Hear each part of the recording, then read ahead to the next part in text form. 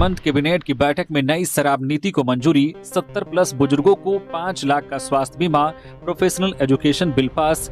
मुख्यमंत्री हेमंत सोरेन की अध्यक्षता में हुई कैबिनेट की बैठक में गुरुवार को कुल 17 प्रस्तावों पर स्वीकृति दी गई है। इसमें सबसे महत्वपूर्ण नई उत्पाद नीति को मंजूरी मिली। नई उत्पाद नीति में अब झारखंड के होलसेल की जिम्मेदारी झारखंड बेवरेज कॉर्पोरेशन लिमिटेड करेगा, वही खुदरा शराब की बिक्री प्राइवेट हाथों में होगी।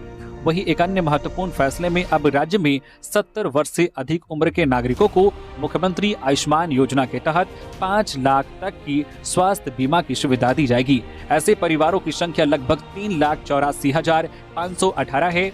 एक और महत्वपूर्ण फैसले में कैबिनेट ने प्रोफेशनल एजुकेशन बिल को मंजूरी प्रदान की है। इस बिल के माध्यम से व्यावसायिक शिक्षा से जुड़े संस्थानों के लिए विभिन्न कोर्स का शुल्क तय किया जाएगा। हाईकोर्ट के रिटायर्ड जज की अध्यक्षता में शुल्क निर्धारण समिति का गठन किया जाएगा। वही कारखाना संशोधन अधिनियम आज में संशोधन किया गया। अब कारखाना में काम करने वाले कर्मियों को 3 माह में 75 घंटे की जगह 125 घंटे का ओवरटाइम मिल सकेगा।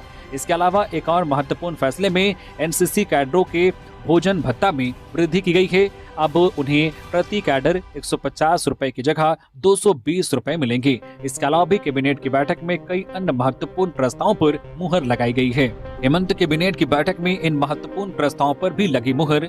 मुख्यमंत्री हेमंत सोरेन की अध्यक्षता में हुई कैबिनेट की बैठक में इन महत्वपूर्ण प्रस्तावों पर भी मुहर लगी है, जिनमें मधुपुर शहरी जलापूर्ति योजना के लिए कुल 76 करोड़ रुपए की राशि आवंटित की गई है। इसके अलावा विश्व बैंक संपोषित झारखंड म्युनिसिपल डेवलपमेंट प्रोजेक्ट के तहत 10 करोड़ रुपए की राशि आवंटित की गई है। इसके अलावा सेवानिवृत्त लिपिकों की सेवा नियमित करते हुए उन्हें अनुमान्य वित्तीय लाभ प्रदान किए जाने की स्वीकृति दी गई है। वहीं सरकारी कार्यक्रम उड़ान के लिए मनोनयन के आधार पर विमान सेवा की अवधि विस्तार की गई। इसके अलावा गिरिडीह के बड़कीटाड़ 3 पलली डोकीडी गिरनिया मोड़ पथ निर्माण कार्य के लिए 55 करोड़ रुपए की राशि को मंजूरी दी गई है। इसके अलावा हजारीबाग के शेख भिखारी चिकित्सा महाविद्यालय, दुमका के फूलो झानो चिकित्सा महाविद्यालय और पलामू के मेदनी राय चिकित्सा महाविद्यालय के लिफ्ट के रखरखाव के प्रस्ताव को मंजूरी प्रदान की गई है। इसके अलावा कारखाना संशोधन विधेयक को स्वीकृति दी गई है। वहीं पूरक पोषाहार के तहत वितरण एजेंसी के अवधि